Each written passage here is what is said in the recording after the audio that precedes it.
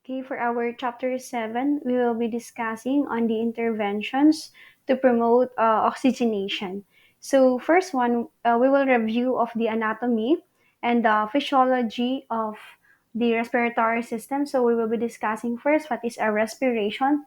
So, respiration is the movement of air into and out of the lungs, which is what we call the ventilation and then the breathing.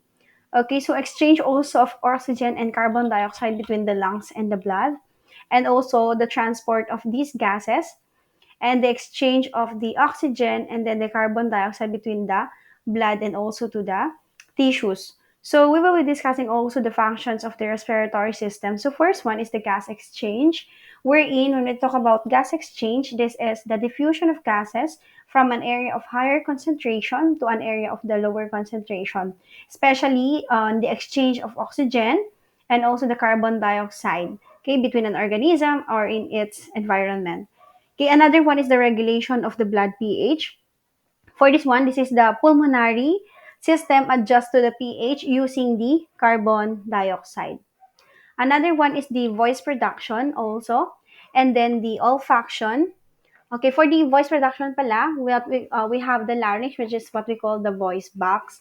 And then on the olfaction, it is a critical physiologic process of the nasal airways. Another function here is the protection, which is in the nasal cavity, we have hairs kasi doon and also mucus traps. They trap small particles, viruses, bacteria, and even dust and dirt to prevent entry sa ating respiratory system.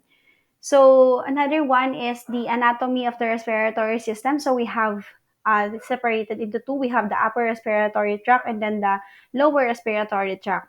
So under the upper respiratory tract, we have the nose, pharynx, and larynx. Di ba sabi natin kanina, the pharynx is the what we call the throat, and then the larynx is the voice box.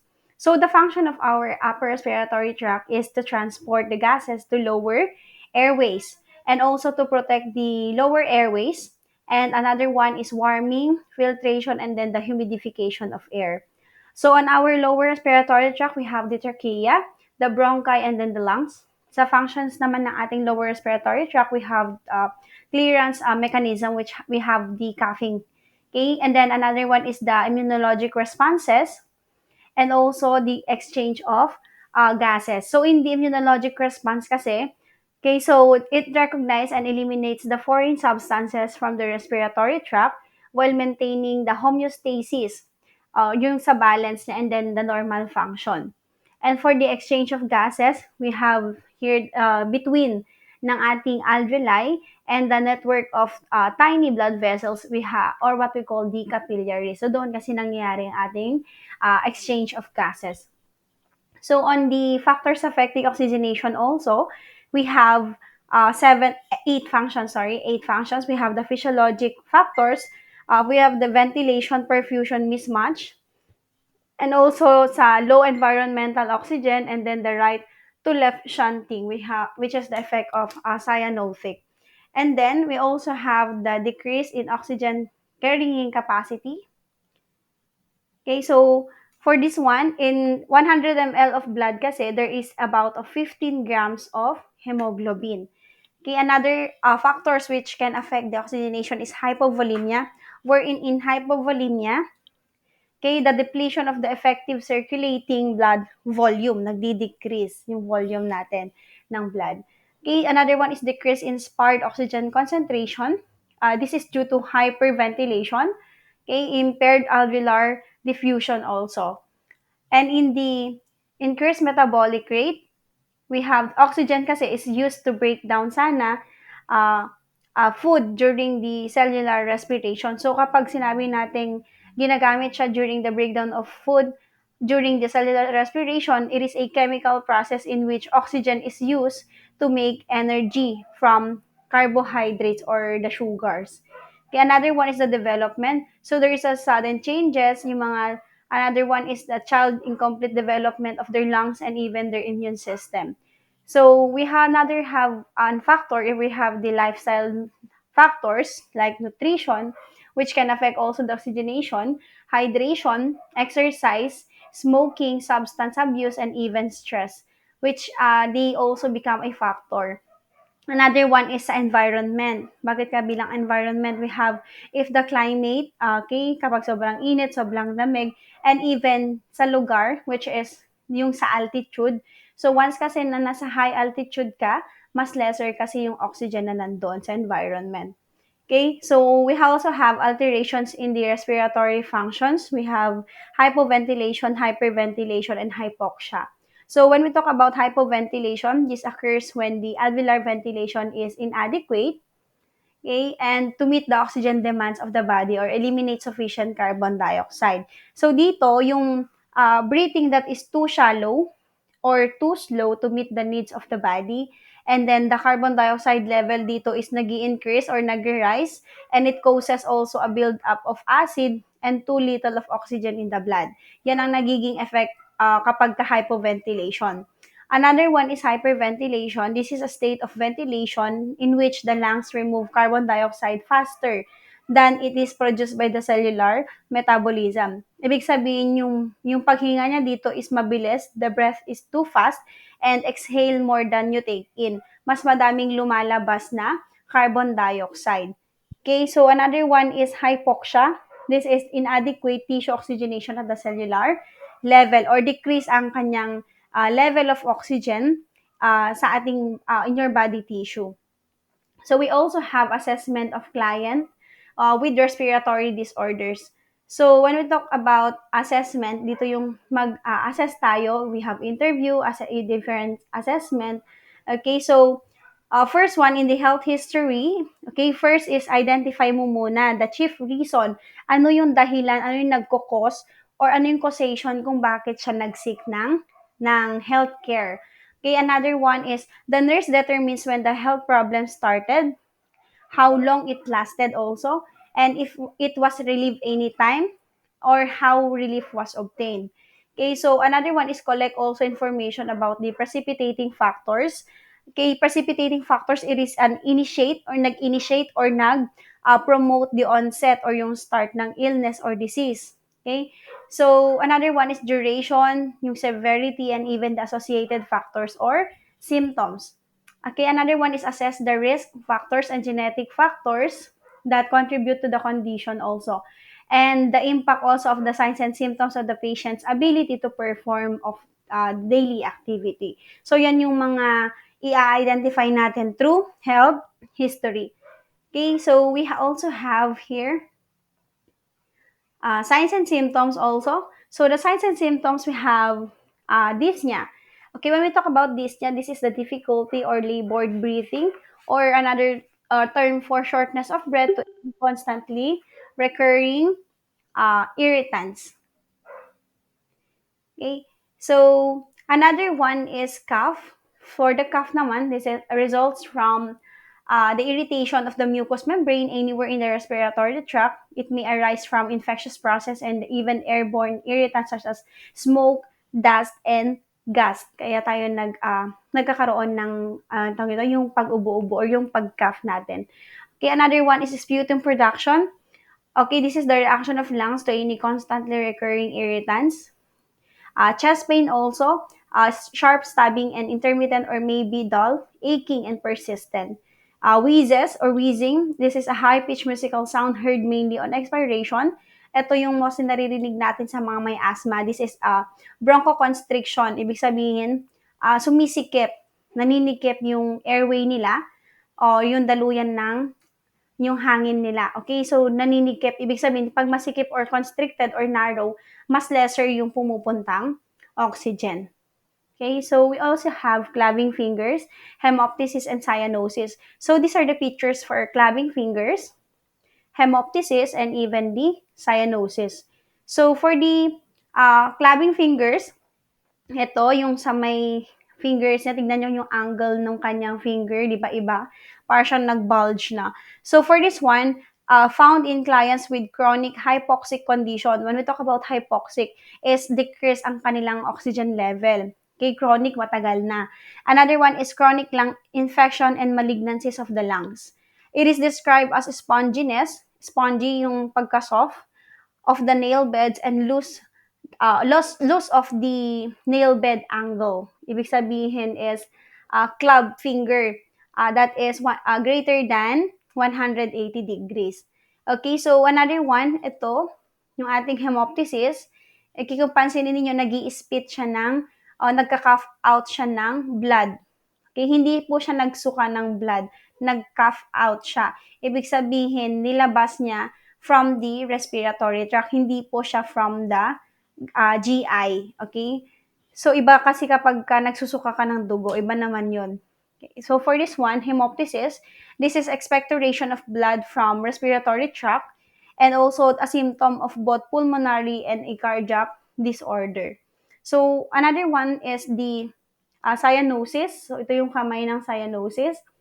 Okay, for the cyanosis, this is a bluish discoloration of the skin. It is a late sign of hypoxia. When we talk about hypoxia, okay, decrease ang oxygen in a certain tissue.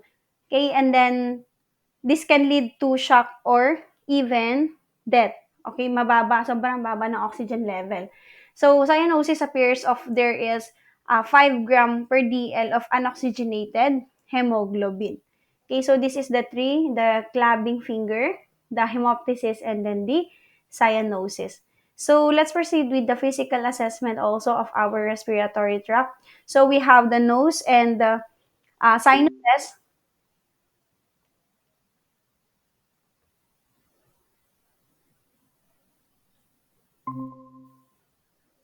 Okay, so we have the nose and then the sinuses. So this one, inspect the external nose for lesions. Ito yung if there is a damage in tissue or abnormal changes. Asymmetry, kapag there is a lack of proportion, hindi siya pantay or inflammation also. Examine the internal structure kapag may swelling, may namamaga, kapag iba na yung kulay, or kapag may mga lumalabas na exudates or aside from exudates kasi is bleeding. So, assess natin lahat yan.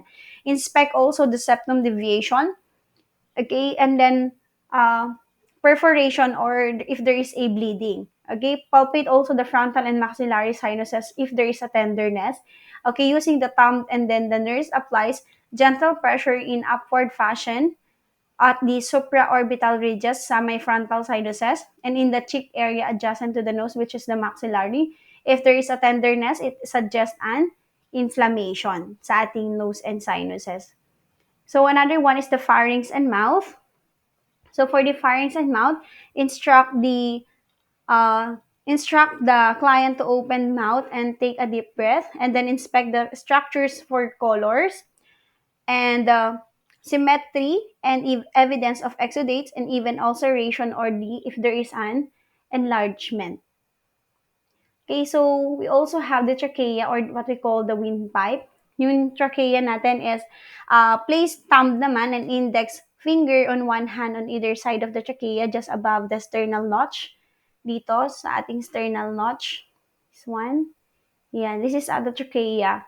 Okay, so it is normally in the midline. Nasa gitna po yan as it enters the thoracic inlet behind the sternum. Okay, so yun yung ating physical assessment for our upper respiratory structures. Okay, so another one is this one. We have the chest configuration also, another physical assessment. So for the uh, chest configuration, the normal ratio for our chest configuration of the anteroposterior diameter to lateral diameter is 1:2. So that is the normal chest configuration. Okay, so we have two conditions dito sa natin. We have two pictures, different conditions. We have the barrel chest and this one is the funnel chest. So for the barrel chest, kung mapapansin niyo, para siyang naka-breast out. Okay, there is an increase in the anteroposterior diameter. Pag sinabi nating antero, yung front part, and posterior dito sa may likod natin na chest part. So kapag ang sinabing diameter from the antero to the posterior is nag-increase ang size compared dito sa ating normal chest wall, 'di ba? Mas maliit 'yan kesa sa ating barrel chest, para siyang naka-breast out, lumaki. Okay, so the rib are more widely spaced and the intercostal space tend to bulge. Okay, another one sa ating funnel chest, ito, kung pansinin niyo para siyang pumalob talaga siya, nag-funnel. Okay, that is what we call the pectus excavatum. So, nagkakaroon ng depression. Okay, depression of the lower portion of the sternum. So, ito po yung itsura niya. Para siyang funnel. Okay, pumaloob siya. Ito naman, kapag nagbabulge, this is the barrel chest.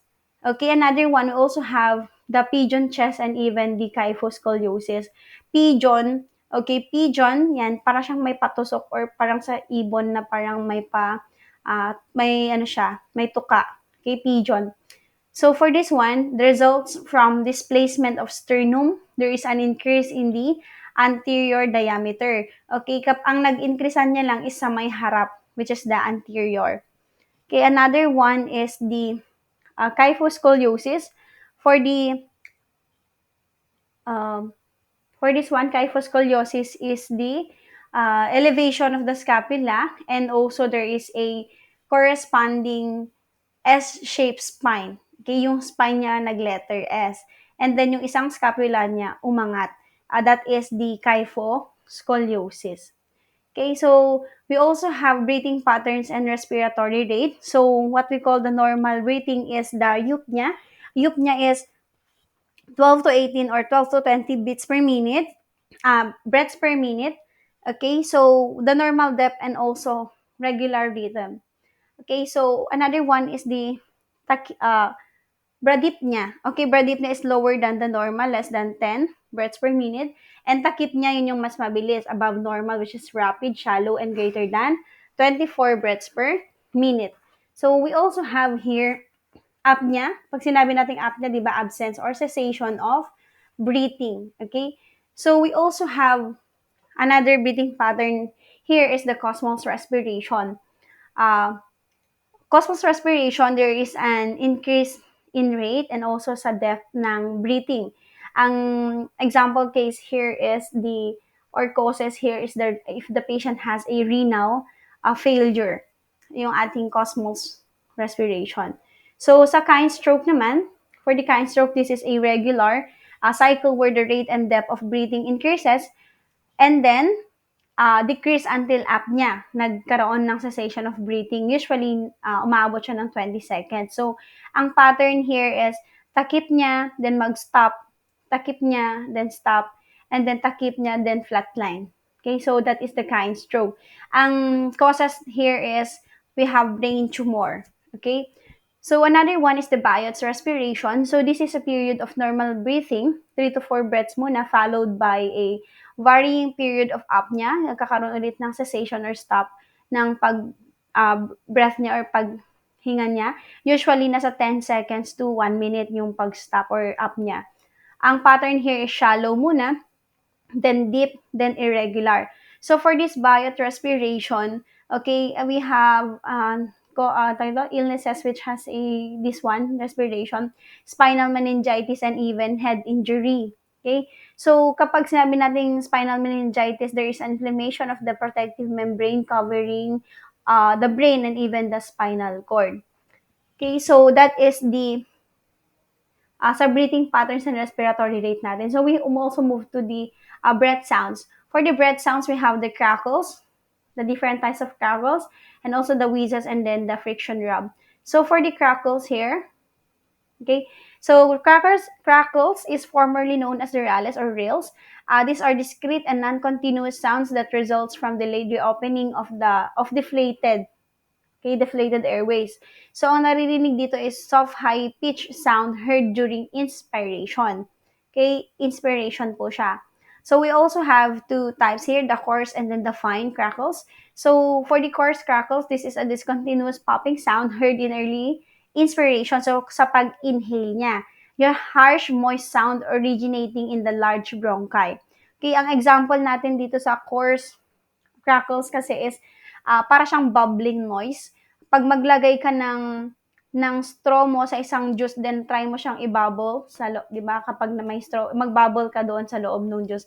Ganon yung naririnig mong sound bubbling. That is a sound for a coarse crackles. Okay? So, for the fine crackles naman, this is a discontinuous popping sound heard in late late naman siya na inspiration or late inhalation, sound like rubbing hair together.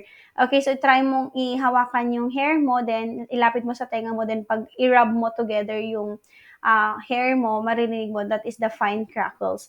So, yan yung ano natin for crackles, bird sound for crackles. So, another one is the wheezes naman. We have the sonorous wheezes or the ronchi. Okay, sa ronchi natin, this is a deep, low-pitch rumbling sound heard primarily during expiration. So, kapag nag exhale naman tayo, this is caused by air moving through the narrow tracheobronchial passages. Okay, so another one is the sibilant wheezes. So, this is a continuous musical high-pitched whistle-like sounds heard during the inspiration and expiration, which is caused by air passing through narrowed or partially obstructed airways, which is made clear without coughing. Okay, so that is our civilian wheezes.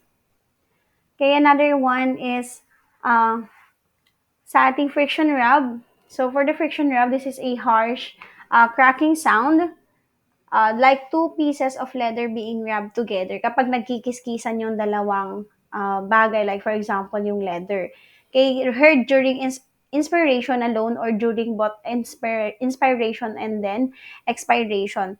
So yun siya kapag there is ang mga causes kasi for this one is the pleural layers of the lungs become inflamed or what we call the pleurisy. Kapag inflamed kasi yun, yung pleural layers natin, kapag hihinga ka, mag-exhale ka, magdidikit-dikit sila or parang nagkikiskisan sila. Okay, so yun yung naririnig natin, which is what we call the friction rub. Okay, so another one topic for respiratory system is ano yung mga diagnostic procedures na ginagawa for respiratory system to check for the kung tama pa ba yung sa oxygenation ng patient, if anong status na ng lungs niya, ganun. So we also have the pulmonary function test. For the pulmonary function test, this is performed to assess respiratory function and to determine the extent of dysfunction. Okay, so dito, this is our non-invasive test that show how well the lungs are working. Okay, so dito, this is performed by a technician using a spirometer that has a volume collecting device attached to a recorder. And it measures, ang kaya niyang ma-measure is the lung volume, ventilatory function, and even the mechanism of breathing, yung diffusion, and even the gas exchange. For this pulmonary function test, the results are interpreted on the basis of the degree of deviation from normal. Okay, so yan yung ating pulmonary function test as you can see on the picture. Okay, nag-inhale siya dun sa spirometer. Then, we also have the arterial blood gas, or the ABG. ABG levels are obtained through an arterial puncture. Ibig sabihin, hindi po siya tayo kukuha ng sample sa may vein. Saan kukuha? Sa artery. Okay, kasi nga, yung sa oxygenated blood. Kapag sa venous ka kasi kumuha, mas mababa yung oxygenation doon. Okay, so, ang mga puncture site here is the radial, brachial, and even the femoral artery. So, it measures yung sa PaO2, which indicates the degree of oxygenation of the blood and even the arterial carbon dioxide pressure, or the PaCO2, which indicates adequacy of the alveolar ventilation. So, it also measures that the body's ability to maintain the normal pH. Kapag sinabi natin pH is the normal is 7.35 to 7.45. So, yan po yung normal values natin. Okay? So, another one is the pulse oximeter. Ito yung nakikita ninyo or ginagamit ninyo sa hospital, which is portable. Iniipit natin yan sa fingers ng patients natin to check. Dalawa kasi ang pwede niyang ma-check yan. Yung oxygen saturation and even the pulse rate of your patient. Okay? So, kapag may percent, yun yung sa may oxygen saturation. Okay, so yan yun. Yan yung ating pulse oximeter para makita natin yung oxygen saturation ng ating patient at that time ng assessment natin or magte-take tayo ng vital signs or to monitor the patient's oxygen saturation. Ito ang nilalagay natin sa kanya to monitor. Okay?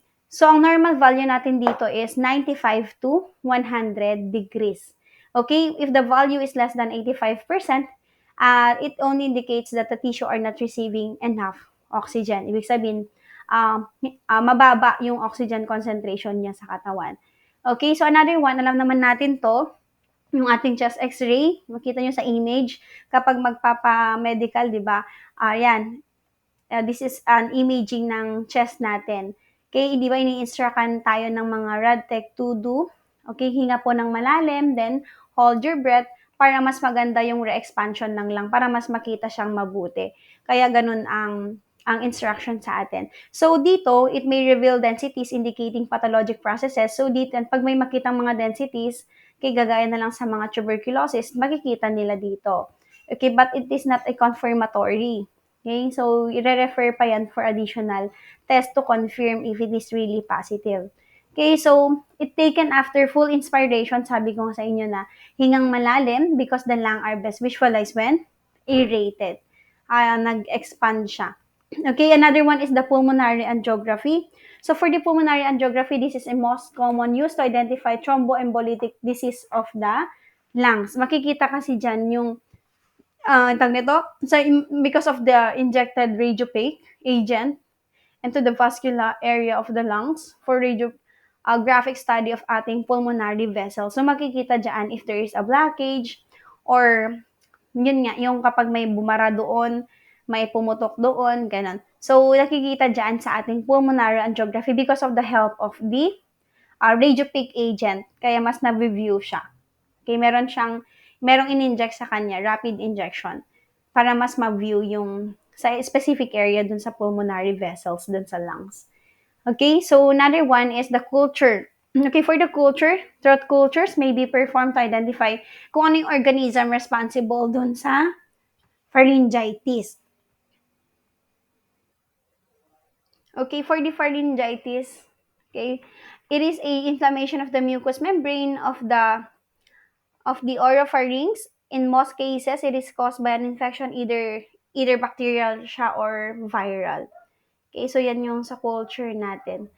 And then also, we have the sputum studies. Okay, sputum sample is obtained dito through by coughing. Di ba? Pinapaubo natin sila. And it is examined in the laboratory because of yung pinasa nilang sample, which is the sputum. So dito, ang importante naman dito is this is to identify if there is a pathologic organisms and whether these malignant cells are present. So dito is nag-expectorate or naglalabas siya ng sputum. Okay, nagka-cough out siya. So, kapag nag-cough out siya, ang instructions lang natin dito is to clear the nose first and throat, throat, and rinse the mouth to decrease the contamination of the sputum. After taking few deep breaths, the patient coughs rather than spit. Okay, dapat mag-cough siya para mas makuha or mahugot yung plema.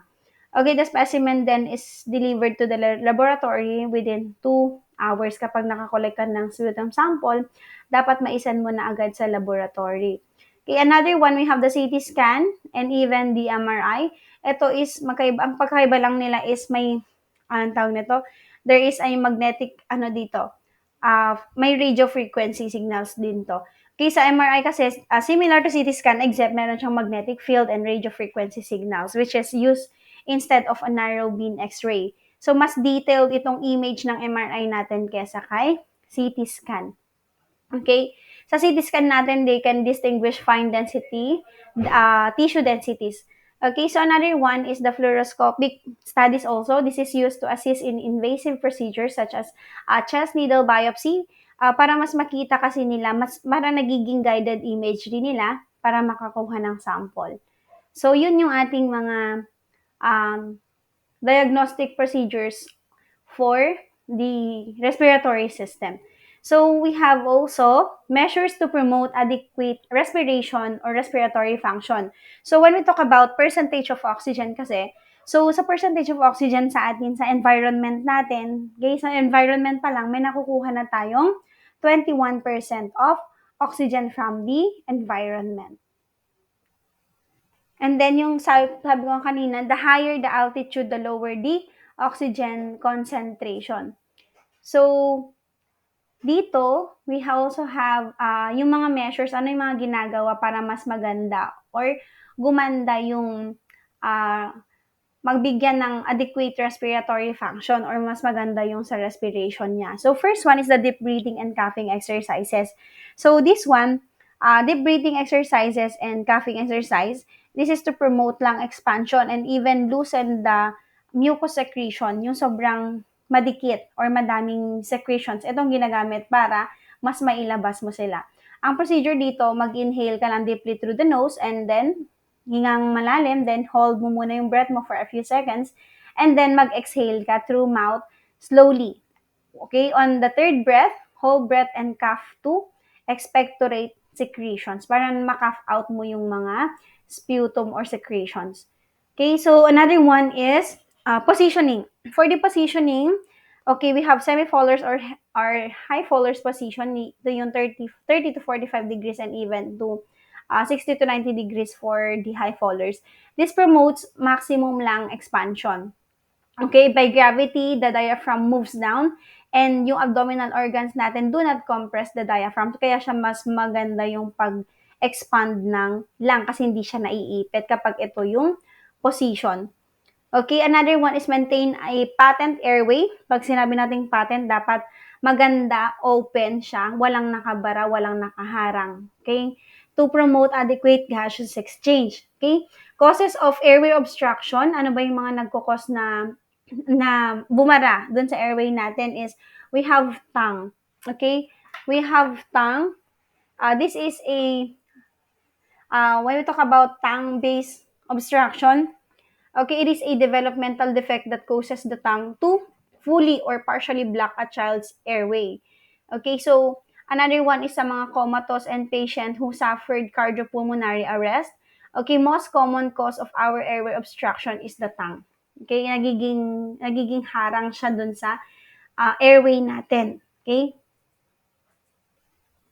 Another one is the mucus secretion. For the mucus secretion, yun kapag ka sobrang dumadami yung plema, okay? Kapag hindi mo siya mailabas, nagiging barado talaga siya dun sa airway natin. So, hindi maganda yung promote ng pagpasok ng hangin, yung exchange of gases, hindi siya maganda because of the blockage. Another one is edema of the airway. Pag mayroong edema, di ba, pag namamaga, nagkakaroon ng kinukuha niya yung space natin sa airway natin, ang tawag nito, pinapasikip niya. Okay? Because of that edema.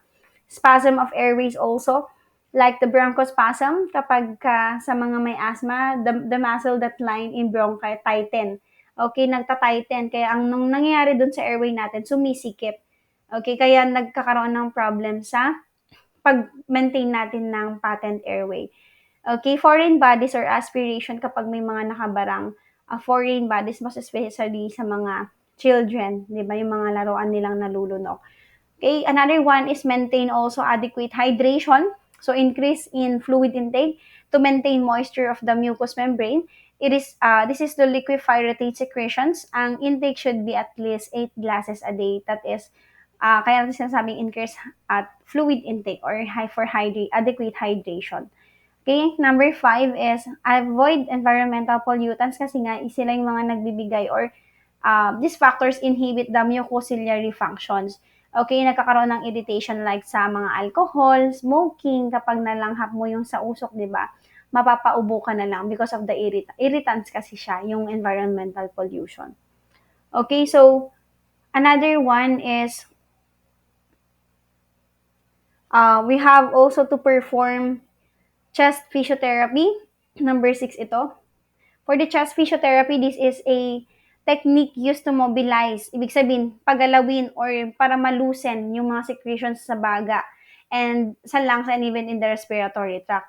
This is especially helpful for patients with large amount of secretions or hindi nila kayang ilabas or ineffective yung cough nila. Kaya hindi sapat yung pag-ubo-ubo nila para mailabas yung plema. So, kailangan natin to loosen up para mas mailabas na yung mga plema. So, chest physiotherapy consists of external mechanical maneuvers such as gumagamit tayo ng external mechanical maneuver. We have the percussion, postural drainage, vibration, and this is to augment mobilization and the clearance of airway secretions. And diaphragmatic breathing with pursed lips, coughing, and controlled coughing. Yun naman yung ginagawa para ma-clear yung kapag na-mobilize mo na yung secretion para mas mailabas, ito naman yung ginagawa natin. yung mga breathing exercises. And then, kapag okay na, then cough out.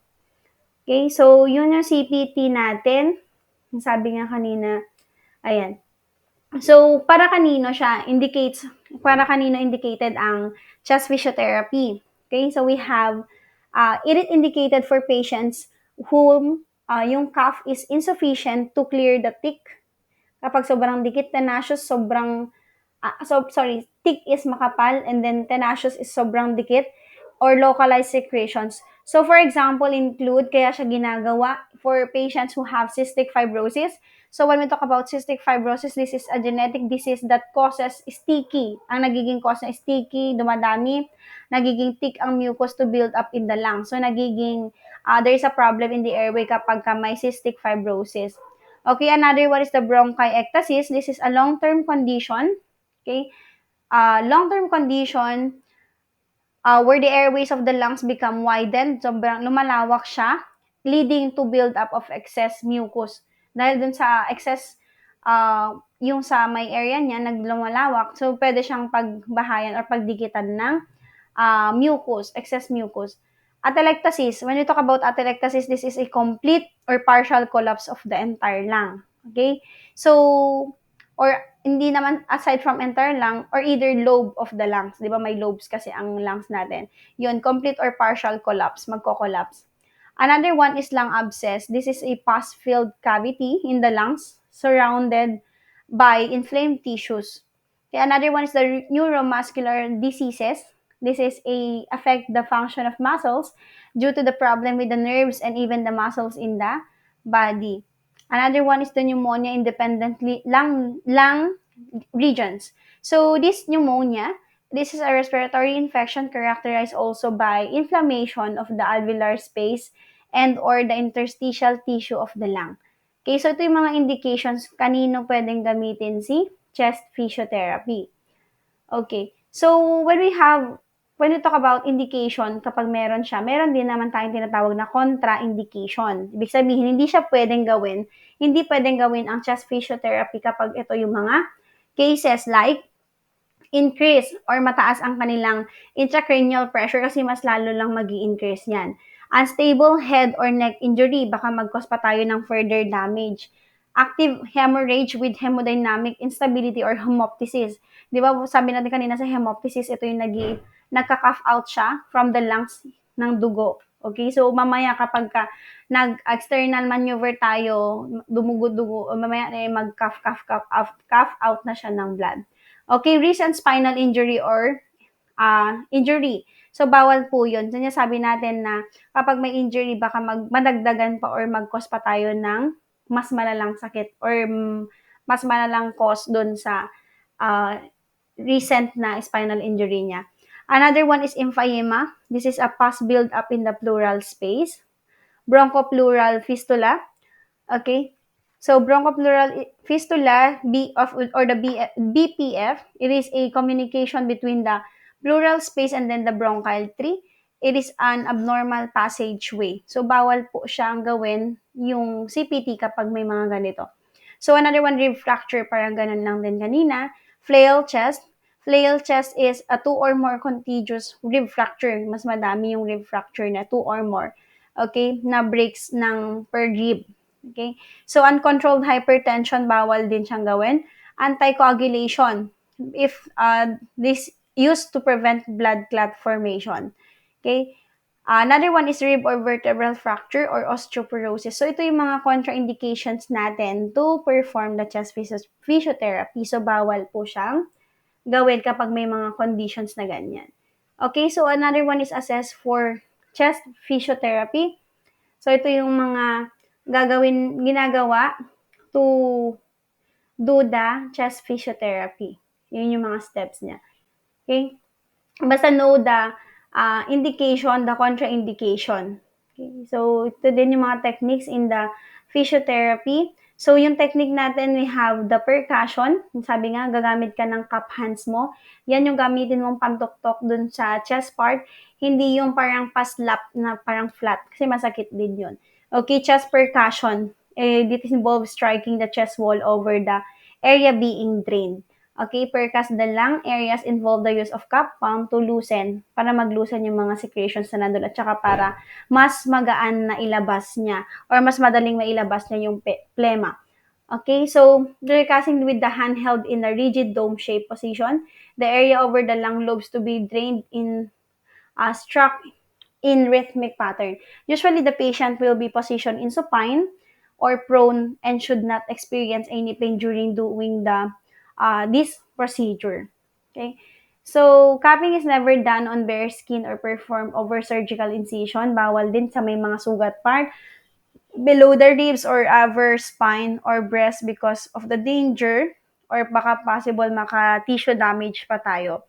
Okay, typically each area is percussed for 30 to 60 seconds several times per day. If the patient has tenacious secretion, yung sobrang dikit na secretions or phlegma, the area must be percussed for 3 to 5 minutes several times per day. So patients may learn how to percuss the anterior chest wall as well. Anterior is sa may harapan nila. Okay, another ones, aside from percussion, we also have the vibration. So for the vibration, the nurse uses rhythmic contractions and relaxations, okay, uh, ease the arm and shoulders muscles while holding the patient flat on the patient's chest as the patient exhale. The purpose is to, yun lang din, this is to help loosen respiratory secretions. Ang ginagawa dito is vibrate at a rate of 200 per minute. This can be done for several times per day. Okay, so avoid patient causing discomfort. Vibration is never done over the patient's breast kasi bawal po, spine, sternum, and rib cage. Okay, vibration can also be taught to family members or accomplished with mechanical device. Para kahit umuwi sila, alam nilang gawin yung procedure. Okay, so yan yung procedure natin for percussion and vibration.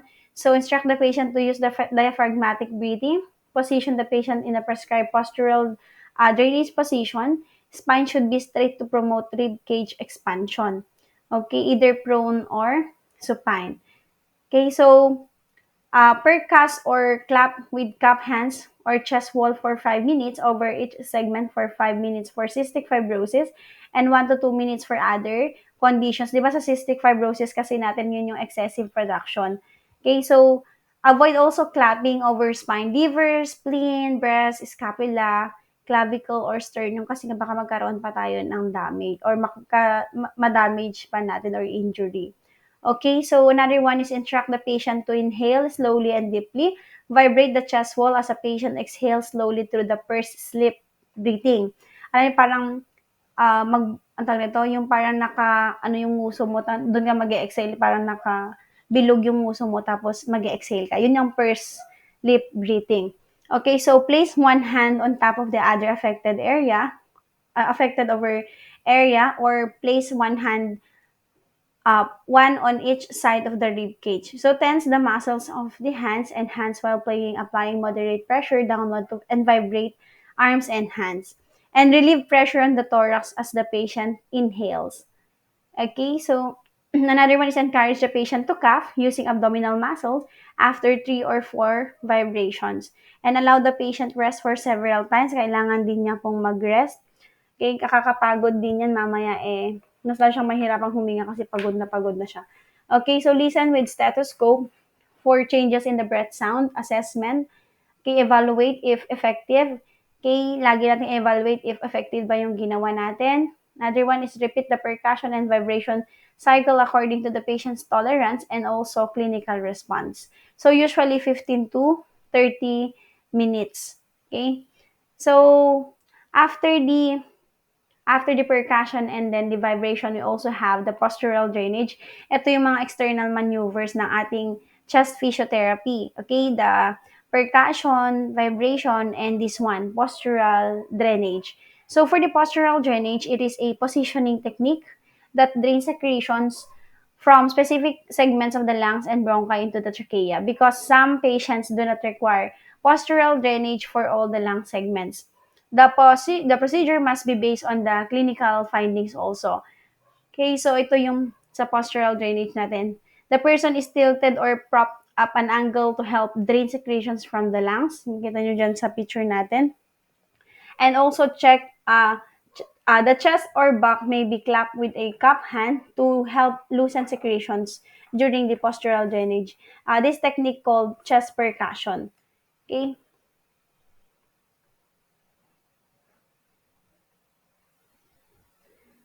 Postural drainage can be used for people who are unable to tolerate the position required, or they are taking anticoagulant drugs and even have recently vomited up blood.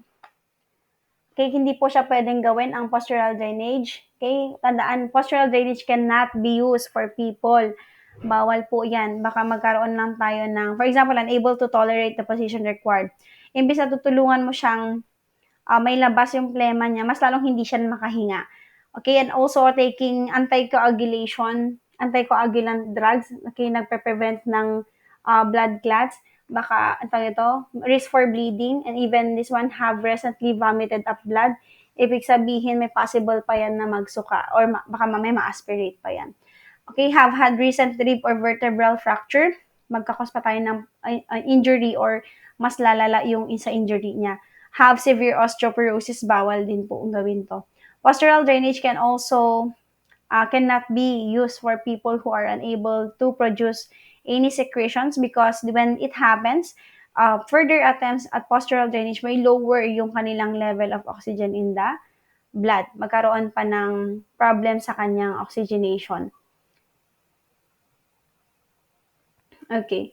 So, for the procedure, okay, the patient is positioned so that the trachea is inclined downward and below the affected chest area. Okay, uh, postural drainage is essential in treating bronchiectasis, and even patients must receive physiotherapy to learn to tip themselves into a position in which the lobe of the to be drained is uppermost at least 3 times daily for 10 to uh, 20 minutes. Okay, so the treatment is often used in conjunction with the technique for loosening secretions in the chest cavity called the chest percussion. Okay, and articles required um, pillows, tilt table, sputum cup, and paper tissue para ready na siya. Okay, so sa steps niya, use a specific position so the force of gravity can assist in the removal of the bronchial secretions from affected lung segment to central airways by means of coughing and even suctioning. The patient is positioned so that the disease area is in the near vertical position and the gravity is used to assist the drainage of specific segment. Okay, the positions assumed are determined by the location, severity, and the duration of the mucus obstruction. Okay, and also the exercises are performed 2 to 3 times a day before meals and even at bedtime. Each position is done for 3 to 15 minutes. Okay, the procedure should be discontinued if nagkaroon na ng tachycardia, there is an increase or above normal ang kanyang heart rate, nagpalpitate, dyspnea, difficulty of breathing or shortness of breath, or chest occurs. Okay, so these symptoms may indicate hypoxemia. Okay, so hypoxemia is the decrease in level of oxygen in the body. And then, discontinue if hemoptysis occurs. Yun yung sa may kapag nag-cough out siya ng blood. This is the blood is coming from the lungs. Okay? So, bronchodilators,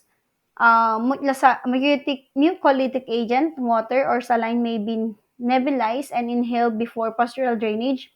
And also, chest percussion to reduce the bronchospasm. This is decrease the thickness of mucus and sputum and combat edema of the bronchial walls, thereby enhancing the secretion removal.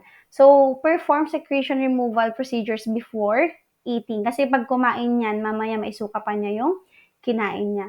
Okay, so make sure the patient is comfortable before the procedure starts and as comfortable as possible. He or she assumes each position. Auscultate the chest to determine the area of needed drainage. Assess mo muna para alam mo kung saan ang igagawan mo ng CPT.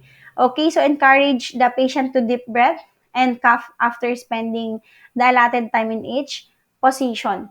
Okay, so encourage also diaphragmatic breathing throughout the postural drainage. This helps widen airways so secretions can be also drain. So, yun yung ating steps for CPT. Okay? So, next one is on the positions sa adult natin. So, dito, makikita yung dalawang column. There is yung first column is the lung segment. Ibig sabihin, saang part ang matutulungan mo if or saang part ang affected and then what position is recommended for that. If that case dun sa lung segment na yon. Like for example, kapag bilateral, we have the two sides kasi. Okay, ang position recommended sa kanya is the high folders para mas maganda, walang tumutulak or nag-i-impede dun sa may re-expansion ng kanyang lung. Okay, so yun. Yung like apical right upper lobe, anterior segment, ito yung mga positions na recommended sa kanya. Okay, so take note on this lung segment and even the positions required for adult. Okay, so yan yung ating mga positions. Okay, so we have the positions for adult. We also have the positions for the child. So here, ito yung mga nasa picture. The bilateral apical segments. Ito yung ating unang picture, this one. Ang position of the patient or the baby must be, saan siya nakaupo on the nurse's lap. Okay, on the nurse's lap and leaning slightly forward, flex over a philo. Okay, kapag ang lung segment affected is the bilateral apical segment. Okay, another one is kapag ang lung segment is the bilateral middle anterior segment, ang position ng patient is sitting on the nurse's lap, nagli-lean against the nurses. So, ibig sabihin, and then may pillow pa rin dun sa likod niya. Nakalin siya kay nurse, pero may pillow pa rin na support sa kanyang likod. Okay, another one is the bilateral lobe anterior segment. Ang position of the patient is lying supine on the nurse's lap with a back supported na may pillow. So, yun yung mga different positions natin if that na-recommended or yun, recommended positions if there is a certain part of the lung segment is affected. Okay, for adult and even the child. Okay, so another one is the coughing also. Okay, for the coughing gently or making short grunting noises with the mouth slightly open will help loosen the mucus. Okay, another one is do this periodically throughout the drainage procedure. Okay, another one is the controlled coughing technique. Controlled coughing technique is one of the essential techniques in good respiratory rate. Kaya ang ginagawa dito is yung ginagamit yung abdominal muscle, which is very powerful muscle using in coughing and even in exhaling. So, ang ginagawa, mag-inhale muna through the nose deeply and then mag-stop, mag-pause, and then cough for 2 to 3 sharp staccato cough with proper hand or arm placement. Breath in easily through the nose. So, when we talk about staccato is a short, abrupt burst. Okay? So, yun yung ating controlled coughing. Okay, another procedure para ma-promote yung adequate oxygenation is the steam inhalation. Kung pansinin nyo, itong steam inhalation is ginagawa natin during the pandemic time. Yung suob kapag ka Ilocano, mga ganun. Suob kasi. So, dito, gumagamit tayo ng mga warm vapor. So, ini-inhale natin yung warm vapor ng boiling water. Meron siyang maraming therapeutic effect like nagre-reduce siya ng viral load and prevent the severity of the infection. So, ang ginagawa is binibreathe natin yung warm and moist air produced ng vaporizer, which is called, kaya siya tinawag na steam inhalation kasi nga yung nilalabas niyang moist. Okay, so the value of steam inhalation lies chiefly in the moisture of heat, although the medicines used are also helpful as they are acting as respiratory antiseptic. Okay, so yan yung natin. Ano bang ginagawa ni steam inhalation? Ito yung mga purposes niya. This is to relieve inflammation and congestion ng mga mucous membrane sa may respiratory tract and even the paranasal sinuses. And then also, this is to soften thick tenacious mucus, yung sobrang dikit na plema. To help also in expectoration. Okay, para may labas mo, kailangan mo maka-inhale ng moisture or vapor para mas mag-loosen yung airway mo or mas mag-loosen yung mga secretions para mas madali siyang mailabas. Okay, to provide heat and moisture also and to prevent the dryness ng mucous membrane. kasi meron siyang moist na binibigay from the vapor. So it is also to aid in the absorption of oxygen and deliver to relieve spastic condition of the larynx and even the bronchi. And another one is to decrease the edema of the respiratory tract. Okay, para ka nang nag-hot compress para matanggal yung edema. But it is not a directly hot compress by inhaling the vapor, okay, inhaling the moist, okay, of the steam inhalation. So for this steam inhalation, we have two types. We have the jug method, steam tent, and even the electric steam inhaler. So first one, we have the open jug method. Kung pansinin niyo dito sa open jug method, okay, meron siyang pinapaamoy, di ba? Okay? Because of the infants, and toddler who cannot inhale through the inhaler, in the open jug method, boiling water is mixed with the tap water in proportion of 5 parts of boiling water to 1 part of a tap water. Kasi hindi po pwedeng sobrang init ang ipa-inhale mo. Bakit? Mapapaso yan. Yung paso, pwede pang mag-cause kahit baka first degree burn. Mag-red lang, first degree burn. Kaya bawal naman ang sobrang lamig or wala na siyang init kasi nga wala siyang ilalabas na moist or vapor kapag ka ganun ang temperature. So, dapat maganda yung sa paggawa mo ng temperature. Okay, the jug should be half filled. A towel or a thick paper or discarded x-ray film can be folded around the jug to form a funnel para dun siya hihinga or lalanghap. Another one is the steam inhalation. Okay? Kung pansinin ninyo tong picture natin, yung patient nasa bed and then gumawa siya ng canopy. Yung canopy, yan yun. This is a quick and easy method to place a screen on either sides of the patient's bed and nag-stretch ka ng blanket or sheets over or across them para makagawa ng canopy. Pag sinabi kasi natin canopy, this is decorated cover placed above something. Parang gumawa ka ng silong niya. But that will help to yung sa may vapor, hindi siya lumabas para ma-contain din yung vapor mo para mas may bigay pa kay patient.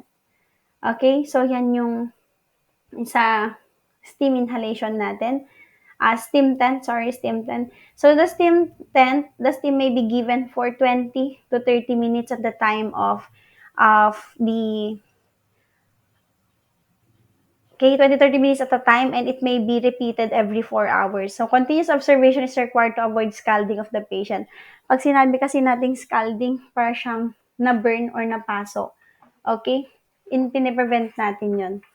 Imbis na pagalingin mo, nagbigay ka pa ng isang injury kay patient. Okay? So, another one is the electric steam inhaler. Okay? Electric vaporizer. Okay? So, this one, as the water boils, the medicated steam is directly through the spout, which is inhaled by the patient. Okay. So we have also general instructions for this one. The spout of the inhaler must be placed in such a way that the patient cannot touch it or put it to his face. Okay, bawal na lumapit kasi nga yung pre-prevent natin yung sa scalding or burn. Have the water in the jug method or a moderate temperature. The temperature is maintained between 120 to 160 degrees Fahrenheit or 54.4 to 76.7 degrees Celsius. If the water is too cold, it will not generate steam. If the water is too hot, it may cause scalding or burn to the patient. Kaya bawal po siyang mainit, bawal din na malamig. So, yun. Yung ano natin. Okay, so another one way for promoting adequate oxygenation is the suctioning, okay? Pagsasaksyon ng mga plema. Dito, kung papansin nyo yung unang picture dyan, that is sinasaksyon niya yung bunganga, suctioning the oropharyngeal. Ito naman, suctioning the tracheostomy. Naglagay sila ng tube, okay? Tracheostomy tube dyan sa may trachea. Gumawa sila ng opening sa trachea. And then this one is suctioning the endotracheal tube. Ibig sabihin, kung makikita yung mga movie na napapanood nyo, yung may tubo sa bunganga, that is endotracheal. Kapag nagsasuction ka, endotracheal suctioning. Okay? So, this one, para mas matanggal, lalo na sa mga patients na hindi nila ma-cough up. Like, for example, yung mga comatose, di ba, hindi naman nila ma-cough up. So, tutulungan mo silang matanggal yung plema through the use of suctioning. Suctioning with the use of suction machine, suction catheter, irrigating solutions, Okay, yun yung mga kailangan natin dyan. So, yung purpose nito is to perform oral suction. This is to maintain oral hygiene and comfort for the patients or to remove kung may mga blood, vomit, okay, in an emergency situation to prevent aspiration. Okay, the purpose of trachea or the tracheal or endotracheal suction is to remove pulmonary secretions in a patients who are unable to cough and clear their own secretions effectively. And also, para hindi mabara yung tubo, yung tube, para mas maganda yung pasok tsaka labas ng hangin kay patient or oxygen, and then the carbon dioxide. So this one is uh, this is for patients who are unable to cough and clear their own secretions effectively. The patient may be fully conscious or have an impaired conscious level. So secretions are cleared from this patient's airway in order to maintain airway patency, to prevent atelectasis or lung collapse, secondary to the blockage of the air, smaller airway. Pag wala na kasi siyang nare-receive na oxygen, dun, magkakaroon ng lung collapse. Okay, so and to ensure that adequate gas exchange, particularly oxygenation, occurs. Okay, so for the indication, para kanino siya ginagawa, ang suctioning sa mga visible or presence of secretions in the tube orifice. For example, yung mayroon siyang tracheostomy tube. Doon sa may trachea, may nilagay na tubo doon. So kapag nakita mo naman sa orifice pa lang or doon sa tube pa lang, may lumalabas ng plema pero bumabalik kapag nag-i-inhale siya. Pag nag-exhale siya, lumalabas. Ibig sabihin, hindi niya kayang ilabas yon. Tulungan mo siya through the use of suctioning. Okay, another one is the coarse tubular breath sounds on auscultations in patient unable to cough or without artificial airway in place. For example, nag-assess ka. Okay, narinig mo sobrang crackles yung sa chest ng patient mo. Ibig sabihin, there is an excessive mucus secretions doon na hindi niya kayang ilabas. So, tulungan mo siya through the use of suctioning. And then patient with an artificial airway. Yung sabi ko nga, artificial airway, which is nilagyan siya ng mga tube like endotracheal tube, tracheostomy tube.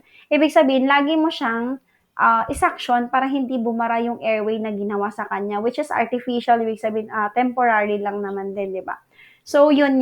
Iwasan magkaroon ng bara para tuloy-tuloy pa rin yung sa pag-receive niya ng amount ng oxygen na kailangan niya. So, ito yung mga nursing considerations natin before suctioning. So, if the patient is conscious, the position is semi-Fowler's position, and then if the patient is unconscious, lateral position. Okay?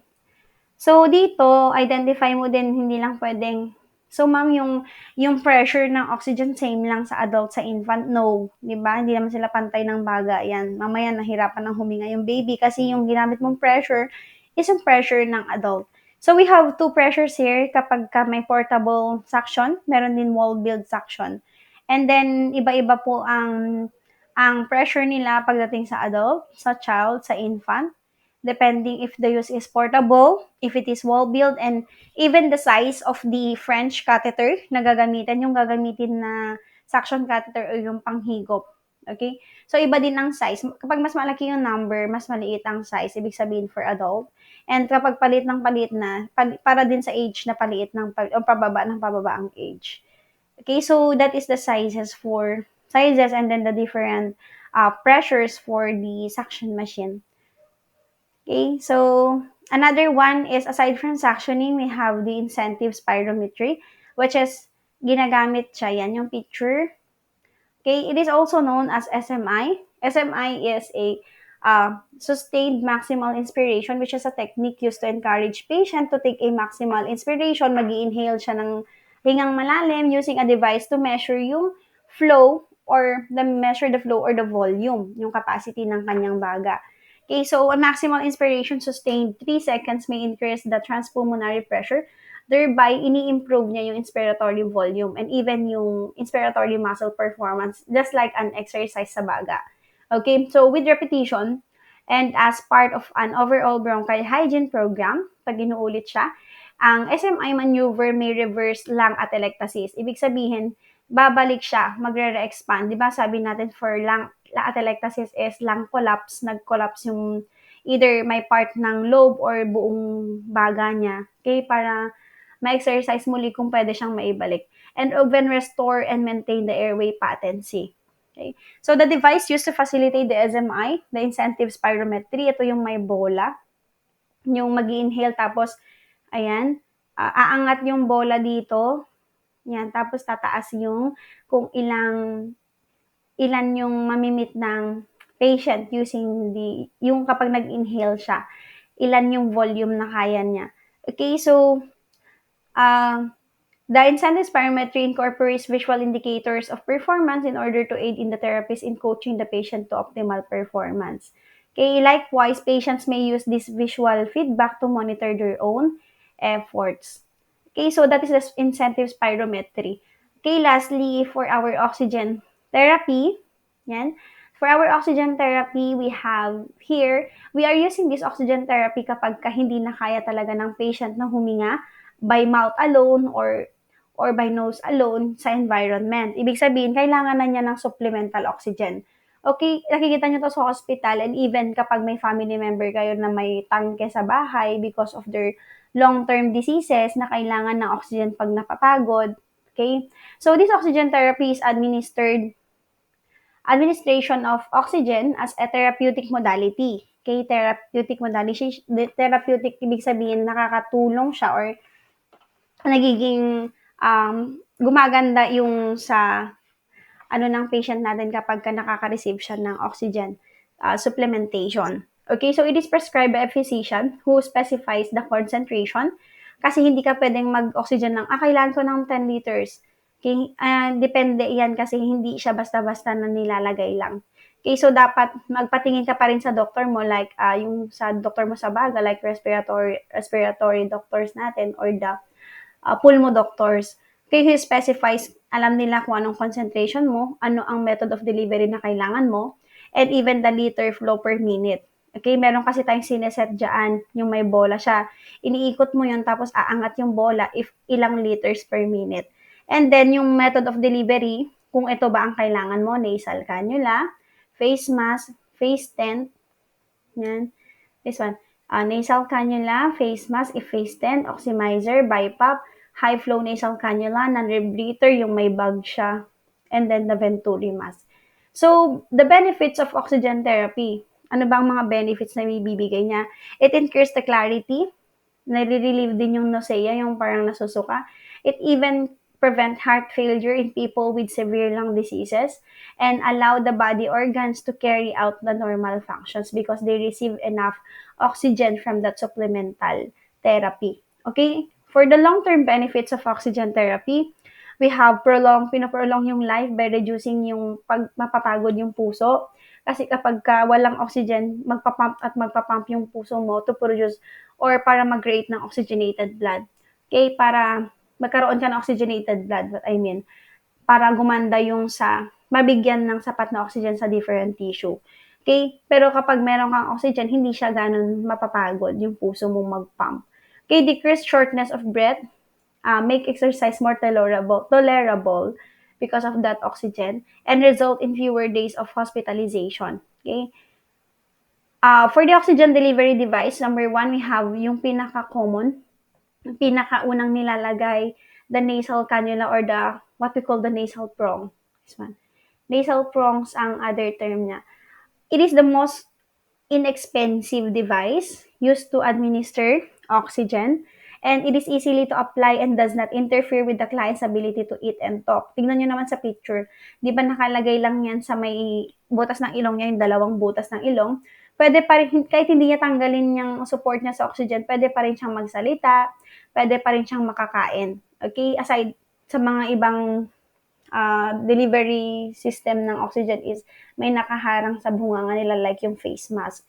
Okay, so it delivers relatively low concentration of oxygen, which is nasa 24 to 45% lang. And then, ang maximum flow rate mo lang dito, liters per minute is nasa 2 to 6. Ibig sabihin, kahit itaas ko to 10 liters per minute, hindi niya din lang kaya. Hindi. Kasi ang kaya lang ng nasal cannula is nasa 2 to 6 liters per minute, which has a oxygen of 24 to 45%. Ma'am, paano pag nasa 8 na ang order ni Doc? E di ilipat mo siya sa ibang oxygen delivery device which has a liters per minute of 8. Like for example, this one, the face mask. Okay, it covers the client's nose, mouth, and may use oxygen for oxygen inhalation. So dito nagkakaroon ng parang pagbabago kapag nagsasalita ka, tapos pagkakain ka kasi may naka-cover sa mouth. Hindi kagaya ni nasal cannula na sa ilong lang siya nakalagay. Okay, so exhalation ports on the sides of the mask allow, yan, kung makita nyo sa picture, meron siyang mga butas-butas sa gilid para makalabas or maka-escape yung mga carbon dioxide para hindi siya nakakulong doon tapos ini-inhale din lang. Okay, so sa types, sa mask natin, oxygen mask, we have types of oxygen mask. We have the simple face mask. Simple face mask is delivers oxygen concentration up to 40 to 60% of oxygen. And then, yung liters per minute, kaya niya up to 5 to 8 liters per minute. Yung simple face mask, yung face mask ng na ganyan na may butas sa gilid. Ma'am, paano pagka in-increase ng 10? Wala din lang kwenta kasi hanggang 5 to 8 liters lang siya. So, ililipat na siya to kapag ang order ni doc is increase to 10 liters per minute. Yan. Ito na yung mga pwede mong gamitin. The partial rebreather mask, which delivers concentration of 60 to 90%, mas mataas. And then, nasa 6 to 10 liters per minute yung kaya niyang maibigay kay patient.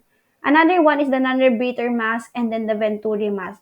This one, the first picture is the non-rebreather mask and then this picture is the Venturi mask. Kung pansinin niyo yung non-rebreather mask natin, it has a reservoir, yung parang bag.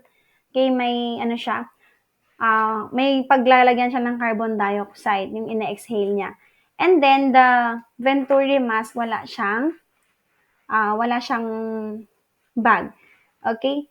So, for the non-rebreather mask, yung may bag na yun, it can deliver the highest oxygen concentration possible to 95 to 100 degree, 100%. By means, kapag hindi pa okay yung oxygen saturation niya kapag naka non-rebreather na siya, nasa 95 to 100 na ang oxygen, candidate na siya for intubation. Ibig sabihin, lalagyan na siya ng tubo, tapos, i-connect na siya sa machine. Kasi hindi sapat lang yung oxygen delivery devices natin. So, mas kailangan niya ng mas higher, which is intubation, na nakakonect sa mechanical ventilator. Okay, ang liters per minute ng non-rebreather mask is nasa 10 to 15. Ang highest lang ng sa oxygen supplementation natin is hanggang 15 liters per minute. So, siya na yung pinaka mataas. Pagka hindi pa siya umokay dito, nahihirapan pa rin siyang huminga, nagde-desat pa rin, bumababa yung oxygen saturation, nagtatachycardia na siya, nag-hypertension na rin siya. Ibig sabihin yan, mapapagod na yan pag hindi pa rin siya in-intubate. Mamaya baka mag-arrest pa ang patient. Okay, so another one is the Venturi mask. Venturi mask delivers, ito yung picture natin na isa, this one. Okay, so sa Venturi mask natin, it delivers oxygen concentration varying from 24 to 40% or 50%, which has a low flow rate of 4 to 10 liters per minute. Okay, so another one is the face tent. Sa face tent, pansinin niyo, parang siyang face mask pero may opening. Okay, this can be a replaced ginagamit siya to replace sa mga patients who cannot tolerate yung simple face mask. Di ba? Yung face mask kasi parang may nakaharang sa mukha nila. Parang mas lalo daw sila nahihirapang huminga. So, ito ang ginagamit. Okay, this is to provide varying concentration of oxygen such as 30% to 50% of concentration. And then, nasa 4 to 8 liters per minute lang din ang naibibigay. Another one is the transtracheal oxygen delivery. This is may be used for oxygen-dependent client. Okay, nakadepende sa oxygen. Ibig sabihin, pag tinanggal yung oxygen, ma'am, magde-desat na siya. Yes. Kasi nga nakadependent siya sa oxygen. Sa oxygen lang siya nagre-rely. The client requires less oxygen. This is 0.5 to 2 liters per minute because all of the load delivered enters to the lungs. Okay, kapag sobrang high, hindi lahat pumapasok. Okay, so yan yung pinaka binibigay kapag ka-dependent na siya sa oxygen. Okay, so that's all for the oxygen delivery system. So when we talk about oxygen therapy kasi, there is also a need to remember like safety precautions when the patient is having or receiving an oxygen therapy, even at hospital or even at home. So for this one, for home oxygen use or when the facility permits smoking, teach family members and roommates to smoke only outside or in provided smoking rooms away from the client because ang sabi nga 'di ba natin ang oxygen tank kasi that is combustible or risk for combustion mamaya sumabog yan because of fire or smoke. Okay, so place a cautionary signs reading no smoking oxygen in use or on the client's door, at the foot or head of the bed, and on the oxygen equipment para mas ma-remind sila na bawal mag-oxygen if the patient is using the oxygen. Bawal din sila mag-smoke dun sa room ng patient because yun nga, combustible, mamaya baka pumutok siya, sumabog. Okay, so instruct also the client to and also the visitors about the hazard of smoking with the oxygen use. Okay, make sure that the electric devices also is such as razor, hearing aids, radios, televisions, um, even hearing pads are in good condition. This is in order to prevent the occurrence of a short circuit spark, which can lead to a fire. Okay, so avoid materials that generate also static electricity, such as the woolen blanket and also the synthetic fabrics. Cotton blankets should be used, and the client and caregiver should be advised to wear cotton fabrics. And then lastly, reminders if the for safety precaution is avoid the use of volatile flammable materials such as oils, grease, alcohol, ether, and even acetone. Example, yung mga nail polish near the client's receiving oxygen. Bawal po mga yan. And even the ground electric monitoring equipment such as the suction machines and portable diagnostic machines. So dapat ano siya, lagi na check if it is hindi siya grounded. Okay, then make known the location of the fire extinguisher. Bakit kailangan alam natin kung saan nakalagay ang fire extinguisher? Because of if there is an emergency situation, and then even kahit na alam mo, dapat train ka kung paano siya gamitin using the pass, di ba? Wherein pull the pin, aim the base of the fire, squeeze mo, and then sweep side to side. So yun po yung sa ating precautions when the patient is receiving an oxygen therapy. So that is our discussions for the chapter 7, which is the interventions on how to promote the oxygenation. That's all. Thank you.